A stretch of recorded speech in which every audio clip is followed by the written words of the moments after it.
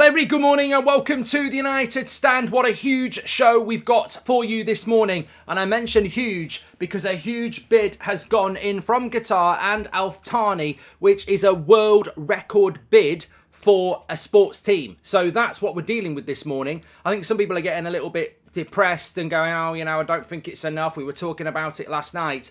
But this is a world record bid for a sports team that's gone in from Thani. Will it be enough? We'll talk about that, of course. But on top of that, there's so much other things going on as well. I'm trying to, figure this out. Jurrien Timber of Ajax is basically saying he's leaving. Will we go back for him? We'll look at that. Also, Mason Greenwood has apparently said he doesn't think he'll play for Manchester United again. We'll talk about that. Harry Maguire wants to stay and fight for his place at Manchester United, but thinks he may well have to go because Erik ten Hag doesn't respect him enough. We'll talk about that. And also, a really interesting story that I like a lot. Lavia at Southampton is going to get relegated. Some reports this morning that Erik ten Hag sees him as the perfect player to bring in to understudy under Casemiro. I think this would be a brilliant signing. We will look at that. My issue with it is Man City, and we'll explain why in a bit. But there's so much to get into this morning. Fasten your seatbelts. Smash a like on the video. Let's do it. Let's do it. So much to get into. So let's start off. Last night I was live at 8 o'clock on the 8 o'clock show. Legendary show as ever. Thanks everyone for tuning in. I didn't go back live again at 10 o'clock because really what happened was what we expected at 8 o'clock. The final bids went in from Sir Jim and from Thani. The Thani bid was just over £5 billion, and there wasn't really a lot to add from what we'd said at 8 o'clock. But there is a little bit we can add this morning. So Sky Sports News basically have the headline here. Sheikh Jassim Al Thani is to make a final take-it-or-leave-it offer to buy Manchester United this evening, which will represent a world record bid for a sports team. Well, obviously that was from last night because he did it last night.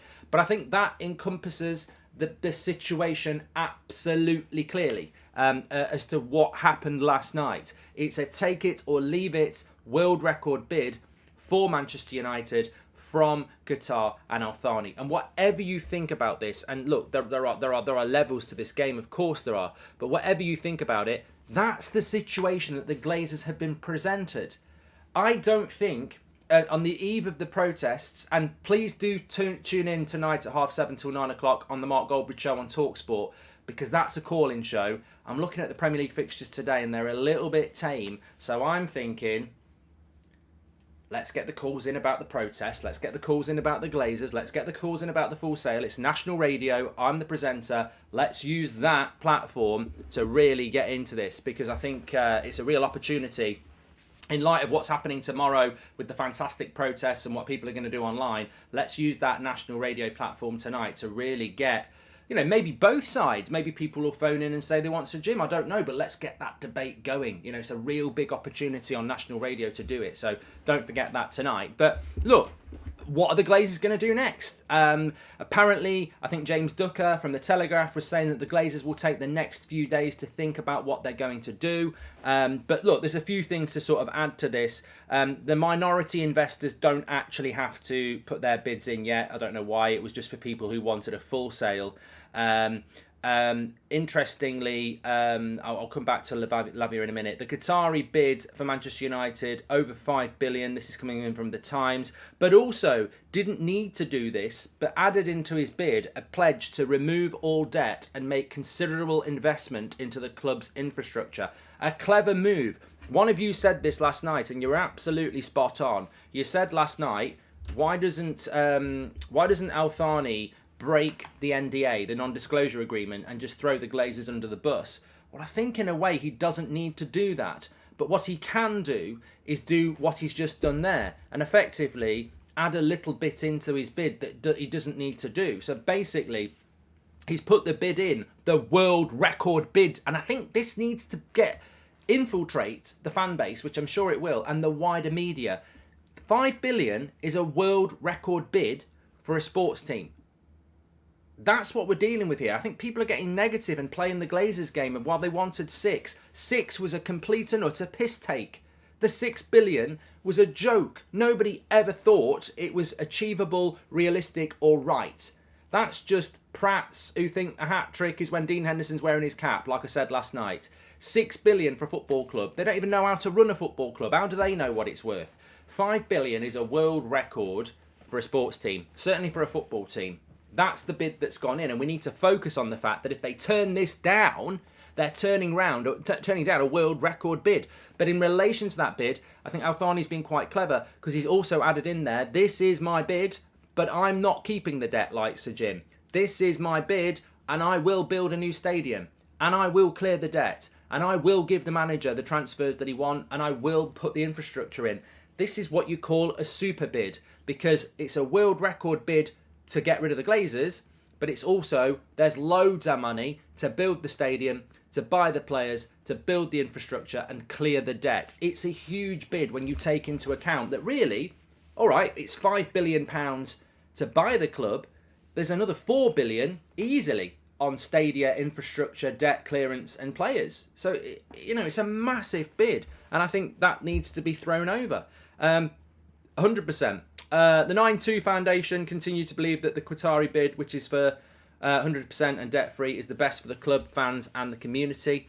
That's from Ben Jacobs. The view from Sheikh Jazim is that Glazers should now decide who should buy. That's from Jamie Jackson. Sir Jim's Radcliffe bid did go in. Apparently it's more flexible, according to Ben Jacobs, in terms of offer structures, but he still wants control. If Joel and Avram Glazer stay at the club, they won't do so with Class B voting power. That's apparently according to Sir Jim Radcliffe, so why would they stay? And Mike Keegan said, who's been very good in the Daily Mail around the sale, it was a significant and unprompted power play by Sheikh Jazim Al Thani to pledge further amounts of additional capital and a sum that would be spent on either redeveloping Old Trafford or building a new stadium, along with transforming Carrington. So a power play certainly there. Interesting. Also, James Ducker in the Telegraph, quite an interesting thing here, because I think some of you were jumping ahead a little bit, but he said, if the Qatari bid is accepted, sources have suggested that Qatar would need at least a month to complete the buyout of the 69% stake held by the Glazers, but another 6 weeks or more to acquire the remaining 31% stake. Now, a lot of people are getting concerned about that, because they're going, well, if it takes a month to get the 69%, that takes us to the end of May, when the when the transfer window opens. If it's going to take another 6 weeks to get the rest of the club, that's the middle of July. We're going to miss out on signings. No, no, no. The Glazers, 69% is enough to have a controlling majority. You can start doing your transfers while you buy the rest. I wouldn't be worried about that at all. It really, really doesn't bother me at all in the slightest about that. I just want to say as well at this point, there's so much to get into on the show this morning. We're talking about Mason Greenwood, Harry Maguire, Lavia, Timber, loads to get into, but we're just working through this transfer, this sale situation. Clarity again, world record bid for Manchester United, plus the intent to chuck a load of money at stadia, infrastructure, players and clearing the debt. This is absolutely huge, and I think you need to sing it from the rooftops instead of being worried about what the Glazers are going to do. There is no doubt that this bid is as big as it could be. It's absolutely massive, and they're probably they're overpaying at 5 billion. They're overpaying at 5 billion, pure and simple. So it's an absolutely huge bid. What's going to happen next? The Glazers will take a few days to decide what they're going to do. The protests will take place tomorrow. As I said, TalkSport tonight. I'm live from 7:30 till 9. Get your calls in. Show the world. Show the country. Show everybody how passionate you are about what's happening at your football club tonight. Get your calls in. I heard Sir Jim Radcliffe's bid was an IOU, says Gavin. Well, I think it's going to go on them post-it notes, apparently, yeah. And who do you think is more under pressure? Glazers to sell and avoid spending a cent in the transfer window. Al Thani to buy so he can strategise for the window, says Ander. Well, I think there's an urgency on both sides to get this sorted ASAP. And Graham says, surely if Sir Jim's offer was accepted, surely the sustainability clause in the new regulations from a football regulator should get involved and investigate, considering all the debt that's involved, says Graham. I think if they go with Sir Jim, it will take months and months and months to resolve. Does this sale make anyone feel incredibly anxious? I just want it to be over. I think you're right, Mr. Bomb. I think you're absolutely right. I'm sorry I'm live and I completely forgot who sent it me, but I got sent a very interesting message this morning saying, the detail that we don't have that would make us feel a lot more secure is how much is Sajim paying the siblings and how much is Al Thani paying the siblings, because ultimately there's a quick bit of maths there that cuts through all this. And like football and business, and I've worked in both, actually people profess to be geniuses and know loads and I've played the game and all this, but actually it's simple. If you can cut through the crap, it's very simple. You score a goal, you win the game if they don't score one back. You know, it's very simple. And in business, it can be very simple. We have a lot of detail, but we don't have the detail that would make this really easy. If Sir Jim is buying out the siblings and Avram and Joel are staying, how much are those siblings getting from Sir Jim? Because he's only buying 50%, so how much is he paying for 50%? And if Al Thani wins, how much is he paying all of the Glazers for their 69%? And we don't know that. And then actually, I think the reporting around the sale of Manchester United has been fantastic, but I would urge, and I have asked for this detail, but I would urge it to get out there publicly. Can one of these fantastic journalists that have reported on this please detail it down in a very simple way for us Manchester United fans? Al Thani has bid 5 billion. Is that 5 billion going to the Glazers for their 69%, and then he's going to negotiate with the final 31% with the other shareholders? Or is that 5 billion for everybody, in which case it works out at about 1 billion for every 20%, which means that the Glazers would actually get 3.5 billion for 69%. I don't know. Are they getting 5 billion for 69%, or are they getting 3.5 billion and the other 1.5 goes to the other shareholders that they'll negotiate with later? I don't know. And what's Sir Jim paying for 50%? Because if for example, Al Thani is giving the Glazers 3.5 billion to go, and then the other 1.5 billion goes to the other 31%, then 3.5 billion between, 5 or 6 of them, what's that? I don't know, 700 million each? 700. So they're going to get say they're going to get 700 million each. What's the Sir Jim offer for 50%? Is he paying 700 million for 50%? That means he's only paying 2.5 billion for 50%. Does that work out right? I don't think it does. 1 billion. It works out more actually, because if you're paying 2.5 billion for 50%, but Al Thani's paying 3.5 billion for 70%, then quick maths, 2.5 million, 500. No. I'm an idiot. 5 billion. 1 point. It's a I think they get more from Al Thani. I think they get more from Al Thani. They get 700 million each, don't they? I don't know, but we need that detail. Keep it simple and authentic, Mark. The overlap feels overproduced and watered out. Latest is Mork. God, mate, I'm not. You know what? I don't hide from stuff. That's the whole point. But authenticity. How can you have authenticity when it's scripted and structured, and you're actually silencing people? I just don't believe in that. The door has always been open on this channel. We've had loads of people on it. Some people abused it and ruined it, but ultimately the door was open. I just don't get how you can call yourself for the fans and ignore the fans because it doesn't suit a certain person who I highly respect, actually, and do like, but has a huge issue with what we do. It's not authentic, mate. It's not real. It's scripted more than an episode of Hollyoaks. But, that's the road they want to go down. If people want to fall for it and think it's genuine, that's up to them. A lot of people watch it, so they obviously do. Who do you think is more under pressure? Glazers to sell and avoid... I've done that one. So look, really going to be very interesting to see what happens next. One thing I would say, and I tweeted it this morning, and I think it might resonate with a lot of you, full sale. The 58 are pushing this. The Manchester United Supporters Trust are pushing this. You're pushing this. We're pushing this. A full sale is the only message you need. Because if you're focused on a full sale, you can't go with Sir Jim, you can't go with the Elliott Group, and you can't go with anybody who keeps the Glazers. A full sale removes the Glazers. It's 2 words, it's very easy. And I tweeted this morning and it might resonate. Manchester United is not just a football club, it's a legacy built on passion and loyalty. The Glazers' ownership has tainted that legacy. A full sale and their departure is the only way forward to restore the pride and glory of this great football club. Hashtag Glazers out. Hashtag full sale. And I think that nails it, really.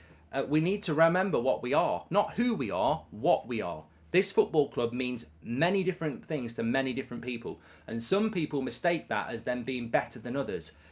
what it means to somebody who lives in India who gets up at 3 o'clock in the morning to watch every single game compared to what it means to somebody who was born round the corner from Old Trafford and goes home and away every single game will be very different, but it won't be any better. You are ultimately Manchester United fans who are very passionate about what this club is. And this football club is built on passion and loyalty from you.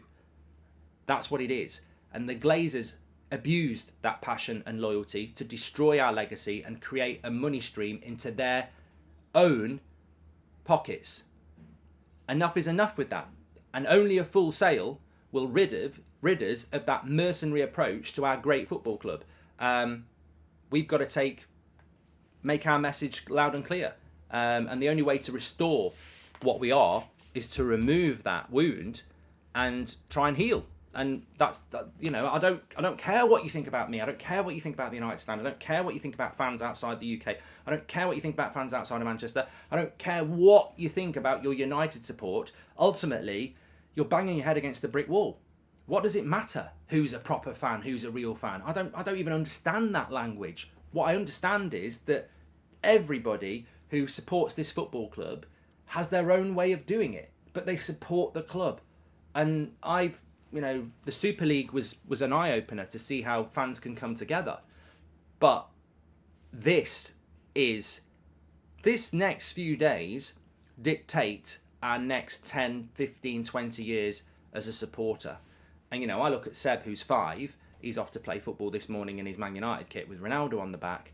He probably doesn't, he doesn't understand. He watches games, he doesn't understand. He'll understand in 15 years. He'll understand in 10 years. His future as a Manchester United fan is going to be dictated by the next few days. It's not just about us. It's about, if we tolerate this, then our children will be next. And I think there's some very powerful messages that need to be put out and will go out tomorrow with the protests. And that's why I urge people to, call in and listen and watch the TalkSport show on YouTube or listen to it on radio and call in tonight, because I think it's a real opportunity to really get some powerful sound bites about where we are and what's going on. And look, as I say, this is not about virtue signalling or anything like that. This is a collective message. Sir Jim Radcliffe is doing what the Glazers did, borrowing cash he doesn't have to buy us. We know it's not a sustainable model. He's a snake, says Sean.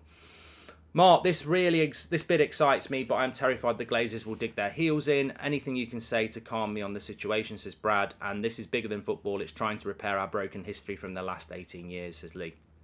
Well, the only thing I can say to anybody, and Brad and anybody, is the thing I'm saying to myself. Cut through the crap and look at the headline. The headline is somebody has made a world record bid for a sports team. And beyond that bid, they are going to rebuild or build a new stadium. They are going to clear the debt. They're going to give the manager money, and they're going to rebuild the infrastructure at the club that's been broken for years. So you've got a world record bid and the money to do something after it. That's the dream ticket. That's the dream ticket. If they don't accept that, we're stuck with them forever. Like, that is giving them more money than they deserve and giving us what we deserve. It don't get better than that. So I'm sat here this morning going, why are you not accepting it straight away? You've got more money than you deserve, and we are getting what's best for the football club. The Sir Jims and the Elliots and the Carlisle groups, that's just confusion and a mess. Loads of money to walk away, more than you deserve, world record bid, and we get what we want. If we miss that opportunity, then God knows what our future is. And look, there's the other side of the coin. Of course there is. There'll be people screaming at the screen, I don't want sports washing money. I don't want what Man City have got. I don't want Qatar because I don't like what happens in the Middle East. I get all that. And if that's important to you, then hold on to it. No one's telling you not to. But not everyone has to agree with you.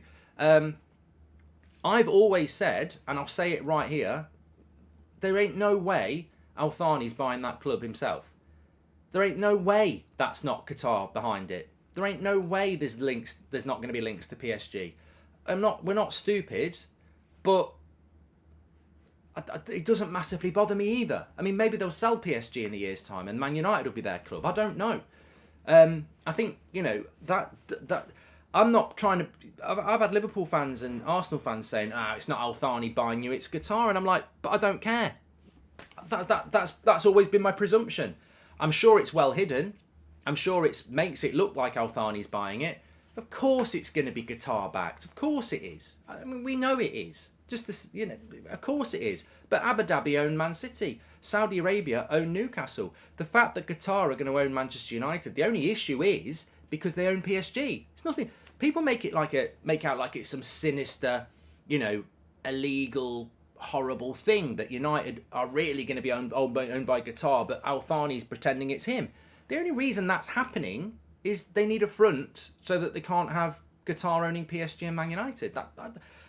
I actually want Qatar to own Manchester United, because if it's Al Thani, you'll have a limited personal wealth.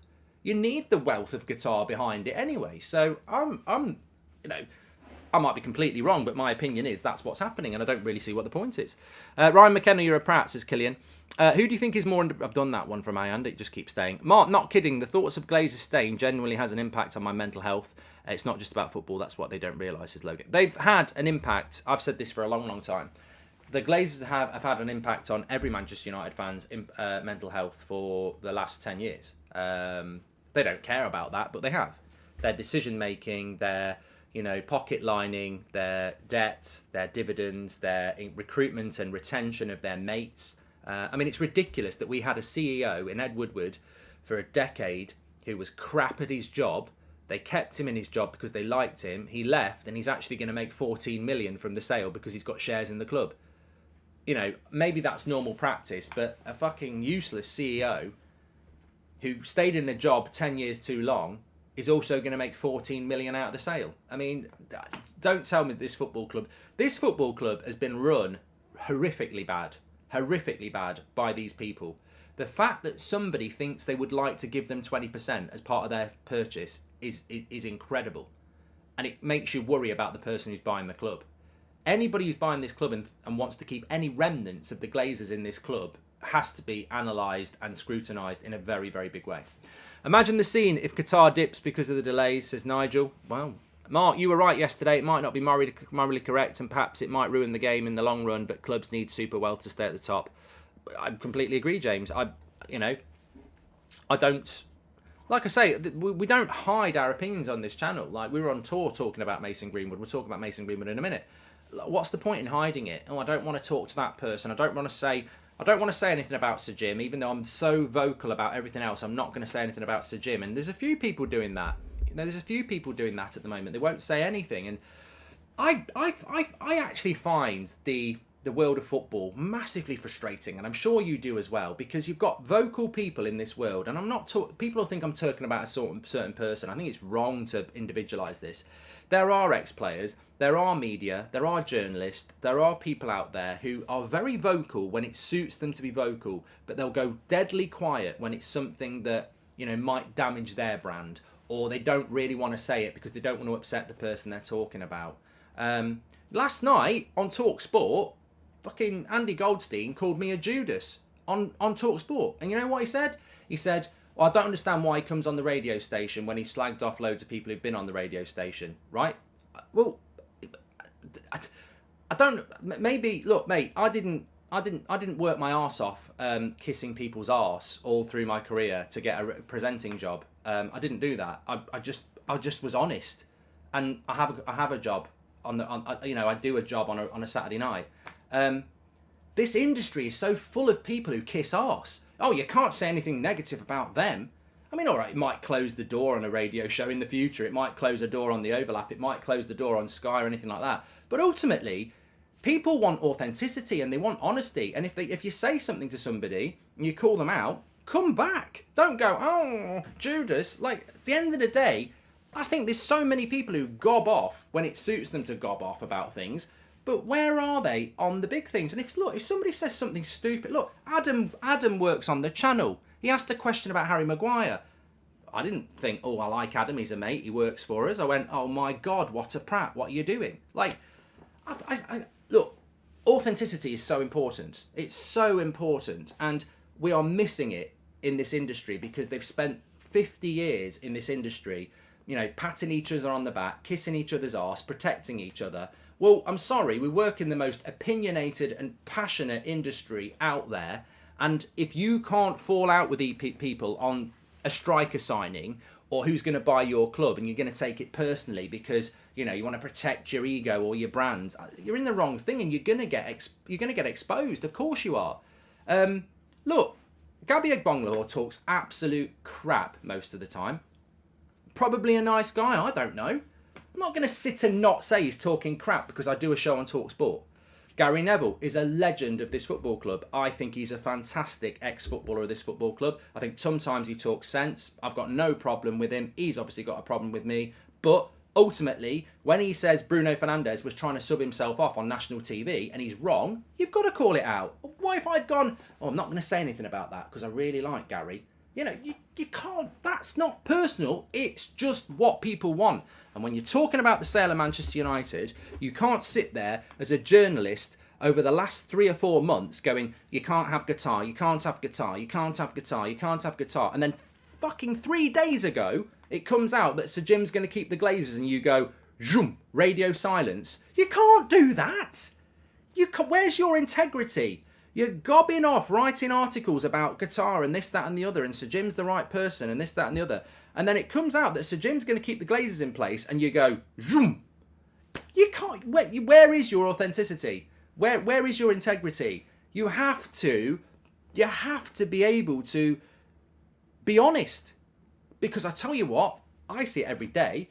If I started look at what happens with me with De Gea. And I've given De Gea 3 out of 10 before. I'll give him a low score, but people still think I'm very biased towards De Gea. I like De Gea, but I will be honest on if he has a bad performance. But I still get called out for it. So imagine if I actually did it properly. Imagine if I went, I really like Sir Jim. Oh, Glazers out. Full sale. We need the Glazers out. Oh, I'm not sure about Qatar, I'm not sure about that. It just feels a little bit sports washy. I want Sir Jim. He was born from the area. And then 3 days ago, we find out he wants to keep the Glazers. Mark, why aren't you talking about Sir Jim? I don't want to. No, let's talk about Harry Maguire. Mark, why aren't you talking about Sir Jim? He wants to keep the Glazers. No, let's talk about who was the better treble winners. There's no authenticity, there's no integrity in that. You've got to hit it head on, and that's what fans want. And I have a lot of respect for. I've got a lot of respect for the protests and what's happening tomorrow, but the thing that I really like about that's come out in the last week is that I think these protests, whether it's the 58 or even, to be fair, even the Manchester United Supporters Trust last week put a statement out.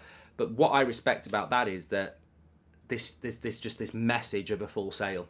And therefore, when Sir Jim comes out with this story that he's going to keep the Glazers for 20%, well, hello, we want a full sale, so screw that. We might have liked the idea of Sir Jim because he's local and he's a British billionaire and everything like that, and he seems like he's a nice guy. We might have liked that, but you move with the facts. You don't become what I call stubborn and, lost up your own arse. You've got to be flexible. And ultimately, I think a lot of people this week who did want Sir Jim have gone, hold on, I don't want that. This is what we want. We want a full sale. Most people don't want the Qataris, says Slow Sports News. Look at what we are. A rotting stadium, out-of-date facilities, limited funds. Jim can't get us out of debt. Glazer wants champagne but can only afford Coca-Cola, says Slow Sports News. £5 billion is actually $6 billion, Mark, says Simon. Okay. Acid, welcome to Members Club. Thank you very much. And what do you think is... I've done that. Ayanda, your super chat just will not go, will it? It will not go. Right. I do... There's so much I wanted to talk about this morning, but we're sort of running out of time, so I might have to do another show later on because there's a lot about transfers I want to talk about. But the Elijah says Gary Neville actually defended Sir Jim on the overlap. Well, he probably did it so you watch it, don't you? It's all bloody scripted anyway. I wanted Sir Jim, but not now. It's like a never to me. Aren't we selling our soul to Qatar? Says Casper. Look, I think that question... Can I just say, Casper, I'll applaud you there. Because you'll get a load of shit, but I applaud you there. Are we selling our soul to Qatar? That's the next question if we get bought by Qatar. Or at Thani. That's the next question. And it's a good question. But ultimately, you might be right, you might be wrong, and it's a discussion I'm sure, I hope we have. But the only offer on the table that gives us any hope is that. Whether we like it or not, it's the only offer on the table that does give us any hope. Yeah, but I do agree, are we selling our soul a little bit? We are getting the cheat code, aren't we? We are. Well, that's what's happening. We're getting the cheat code. I'm not going to lie about that. I've taken the piss out of Manchester. I've had Man City fans tagging me, and they're quite right. I have took the piss out of Man City for a long time.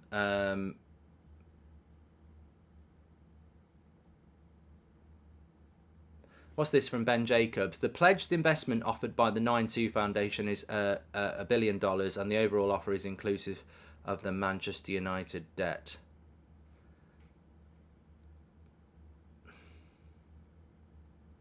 The priority of this stage has been to focus on the two bidders wanting to buy outright. Controlling stake is about selling or ruling out the two groups, and if one is accepted, things could move quite fast in May because a lot of the due diligence has been done. However, if both are rejected, the Glazers can opt for a no sale or turn to strategic investors like Carlyle, Elliott, Sixth Street and others. It's going to be an interesting few days, isn't it, really? I mean, as I say, I don't think anybody has the detail on what the money is, because, as I say, if the siblings are going to get more from Sir Jim, they'll probably go with that. Mark, imagine the nerves Sheikh Shazim must have to negotiate with the Glazers. I would have walked away a long time ago, says Tony. But this is high-level business, isn't it? They probably actually get on as well. Mark, morning. Just wondering why you guys aren't promoting the weekend protests, says Mango.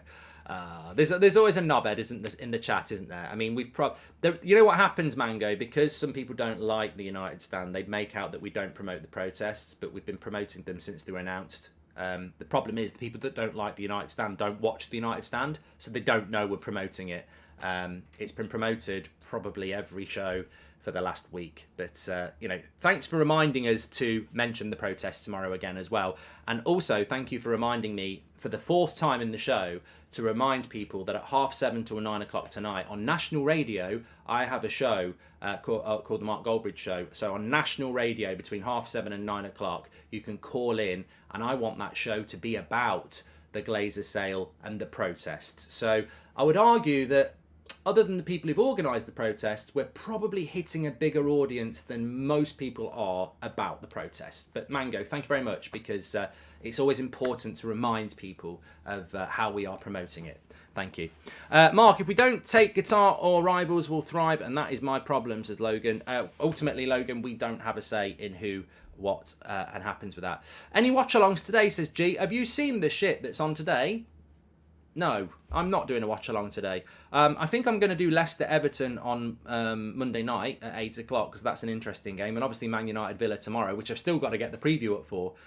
It's just busy at the moment. But the games are rubbish today. They're really bad.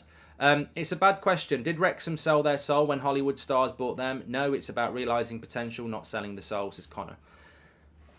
I think if you get the cheat code, then people have got a right to take a pop at you. We did it with Man City, we did it with Newcastle, Wrexham have had it, but if we take the cheat code, people will take a pop at us as well. The problem is, do you want the cheat code? I want the cheat code. Does that make me a bad person? Man City have already got it. Look at them winning all the Premier League titles. They might win a treble. I'm not going to sit here and say, don't give me the cheat code. I want to work hard the other way. Give us the cheat code. Everyone else has got it. Fuck it. We didn't ruin it. We didn't cheat first. Give me the cheat code. I don't like the way that the football's going. I do not like it. I have my morals around football. I would rather people were run properly. But they've got the cheat code. They've got the cheat code. They've got the cheat code. Give us the fucking cheat code, because it's the only way to be successful. And we didn't. It was not our fault. The problem is, if Man United get the cheat code, it'll be our fault, even though we haven't had it for 10 years. City have. Newcastle have had it for a year. Ultimately, it's not it's not even Man City's fault. It's the Premier League's fault. It's UEFA's fault. It's FIFA's fault. If clubs are allowed to have that amount of wealth, then everybody needs to get it as quick as possible, because otherwise you're going to lose. Our soul was sold by Woodward anyway, says John.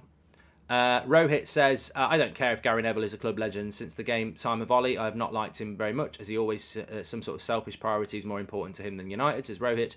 And the game forces you to change. We need to move with the times, says Ray. We do. You're absolutely correct. There is so much I wanted to talk about. I will do another show for you. Don't worry about that. But I do want to talk about the Mason Greenwood thing because he is on the thumbnail, and I feel that that is the one I do need to speak to you about. So basically, and it is in the Sun, but sometimes the Sun is right.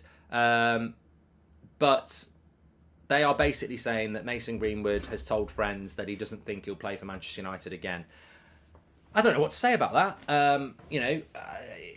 For one, it's speculation, and for two, it's not a final decision, but it's a story, and we've covered this Mason Greenwood story from the most difficult times when he was he was actually on police bail, to when he was charged. We still did it in a very professional way. We've now moved into this area where he's not going to be charged and he's a free man, and Man United have got to make a decision on him. So it's a lot easier to discuss. I still think it's a very sensitive topic to discuss, as we saw on the tour. We discussed it on every show on the tour, and we actually had people putting their hands up if they wanted him to stay or go. So we'll hit those topics head on. United have got the biggest thing about United at the moment is the next 3 days, which will dictate the next 10, 20 years. It's all about the sale. It's all about protests tomorrow. That's the most important thing. There is a decision to be made about Mason Greenwood. I don't know what it's going to be, but I can tell you that, a decision will be made. Look, if I was Mason Greenwood, I'd just want to play football. And what do they say? Sometimes a clean slate is the best thing to do. A move somewhere else where people want you is probably better than staying somewhere where, you are going to face a backlash. He is. Bottom line is, whether people like it or not, if he pulls on a Man United shirt again, there'll be people in that ground and outside that ground who are very hardcore United fans who do not want him in a United shirt. So ultimately, maybe it is best going elsewhere. But I would say that, you can't hide away from those stories.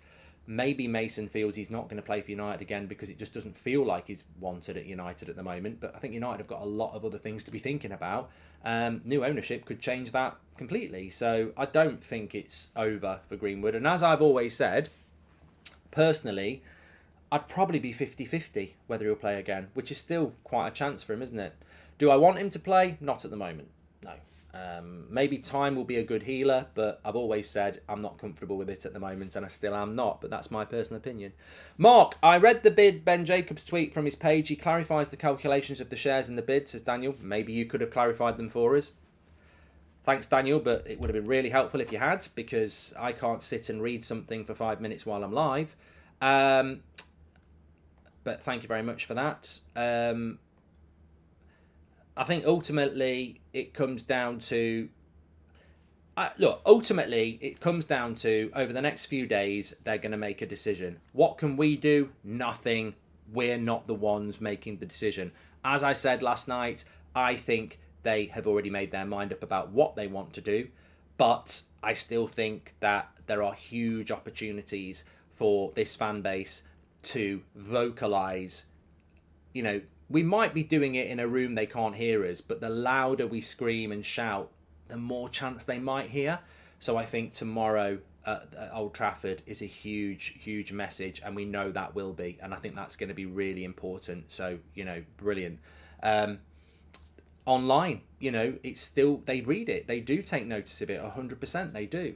And as I said, look, it might be a little thing, it might be a big thing, but, I do a show 7:30 till 9 o'clock on TalkSport tonight. National Radio. It's a call-in show. Call in about this. Call in about the protests. Call in about the sale. Call in and be passionate about it. That's what we want. It's like having your class test and everyone has the answers and you're offered the answers and say, no, you want to do the right way and potentially fail, says Ashen. It's exactly like that. That's a great analogy. If you're concerned, if you are a United fan that's like, I don't want money from Qatar, I don't want it because... it's immoral, and it's what Man City have done, and I don't want that. I agree with you. I don't want that. But what's just been said there is spot on. If you're sat in class and there's a really important exam and 4 or 5 people in that room have the answers and you're offered the answers, You're a very moral person if you say, I don't want the answers. But what if I said to you, it's not cheating because everyone knows they've got the answers. You're not going to get in trouble for it. The teacher knows they've got the answers and they're still going to give them a high score. So you want to work without the answers. It's not people in that sense. Man City and Newcastle, everyone knows they've got the money. They're not being told off for it. That it's fine. So people who think, well, it's immoral, I'd rather get 80% and do it my way rather than get 100% and have the answers. You're not going to be penalised for having the answers. Why would you not take the answers? Thanks everyone for watching. I will get a preview up for Arsenal at some point today, and there's a load of other stuff I want to talk about, so I'll maybe include it in that as well. But it's been a good show this morning as always, and thanks everyone for getting involved. Real conversation, whether it's comfortable or not. What's the point in doing it if you're going to avoid conversations and not say what you really think? I just don't get it. We're in an industry and a profession that is very much about what goes on behind closed doors, slamming doors in people's faces, scripted responses, kiss arse mentality, talk about this but won't talk about that. That's not what the consumer wants. It's not what the consumer wants. It's why we've been successful, because we will talk about everything and we'll give an opinion on it. And we might not be right and it might not be easy to listen to at times, but it is sincere, it is passionate, and there's not anything we won't talk about. So that's what people want. And as I said, we will not talk to anybody in this industry about things, and the door is always open. And that's what people want. It's such an easy lesson. People crave honesty and integrity, even if it's uncomfortable. So well done to you. Thanks everyone for watching. Smash a like on the video. Let's see what tomorrow brings. Let's see what the rest of the day brings. I'll speak to you in a bit.